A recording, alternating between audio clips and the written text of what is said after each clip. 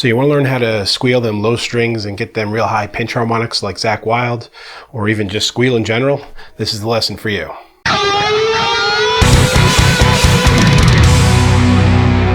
Okay, so there's a few things that you need to know as far as getting good pinches and squeals, especially when you're working on the low strings where it's more difficult. The first thing is you need a good high gain sound. You're not going to get a pinch out of, a clean blues type of sound, or at least not an extreme one that you're looking for. It's going to just sound a little bit more like you choke the string out.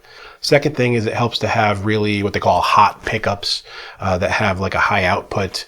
You don't need that. You can get good squeals out of old classic pickups, but the newer ones like the Fishman pickups are a good example. Something that has a good amount of output will make it easier to get those squeals. Third thing, something I don't hear people mention much, is actually the gauge string and the tension of the string matters. When you're playing these real low harmonics, if you're like down tuned like a lot of guys are and you don't have thicker strings or a longer guitar scale, it can get really hard to get that pinch out of it. When you're playing on the higher strings, it's easier, but as you get to those lower strings, it really helps to have more string tension. So if you're having a lot of trouble with it, you might want to raise your string gauge a little bit so you can get an easier time digging into those pinch harmonics. And of course, the fourth thing is you need an epic beard.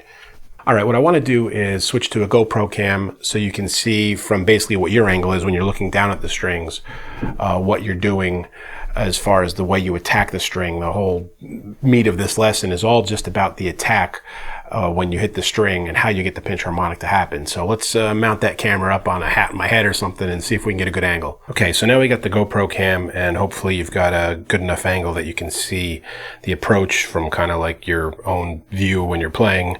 First thing I want to point out is that usually when I play, I'm playing with one of these picks, Fender Jazz. It's kind of a small pick. And for doing these pinches on the lower string, I'm using a slightly larger pick, also a Jazz pick. It's a Jazz 3. So I do that just because it's a little bit easier to get a thicker string in there and get the pinch. So the main thing you need to realize is this is all about angle of attack. Now when you first start, you probably have too much pick hanging out. You've got like a lot of pick and you're just kind of strumming around on the strings. And as you develop as a player, you start to bring the pick in a little more and have a tighter grip on it and just have that little point showing. And when you're doing a pinch, it's all about getting the string to hit your thumb and the pick, the edge of the pick, and get it right in there at the same time. And you accomplish that by the angle that you attack it at. So normally when you play, you're just hitting the string, and you've probably occasionally hit it by accident because your thumb hits at the same time. And when you're looking to do it on purpose, you really have to work that angle so that you're twisting your hand that way. It's like away from the guitar, so as you play, you're almost strumming out a little bit.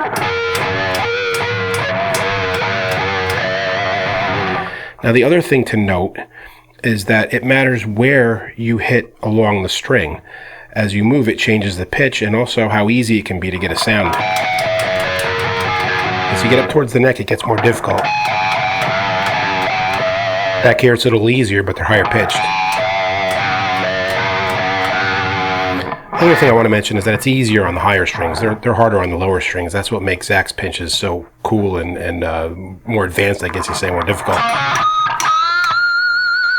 Those high string pinches are pretty easy to do. So, and the other thing too, when you're trying to catch it in stride, when you're playing in the middle of a part and you suddenly have to get to a pinch, you can see it's really easy. Like I hit it with my fingers and the string got killed and didn't get the pinch in there. So it takes quite a bit of practice, but it is something that you will get. And the main practice that you have to do, again, is just working on that twist of your wrist and catching the string with the pick and your thumb in between at the same time until you get the pitch that you want. Let's get back to the main camera now. Okay. There's your lesson. That's how you do it. That's the angle of attack. That's how you practice it until you get it. Just that whole digging in thing. That you keep working that angle until it feels right and you get the sound. There's one. Eventually you will get the feel for it, and if you do a lot of them and you're working on it all the time and you work it into when you're playing in the middle of a solo or in the middle of a riff, you'll be able to grab them more quickly on parts where you're going between pinches and non-pinches, and mess around with the sounds on your amp or whatever you're using to get your guitar sound till you find something that really makes it easier for you to get them. It's a little more sensitive.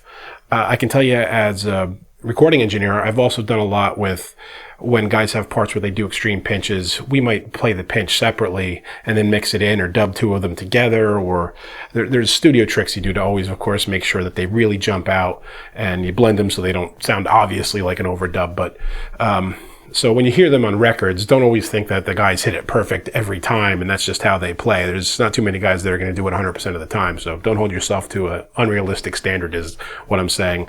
Just practice and work on it till you get it fairly consistently, and that should be enough to get you where you need to be. I hope this made sense and you're able to apply the lesson that I showed you, and it works, and you're making them screaming pinches as soon as it makes you happy. If you have any questions or comments or anything else you'd like to see, always please leave them below. I'm always looking for better ideas and ways to teach people in a way that makes sense to them and works. So, guys, keep making great music. I'll see you next time. Hey friends, don't forget to subscribe and turn on notifications. It makes the whole world better.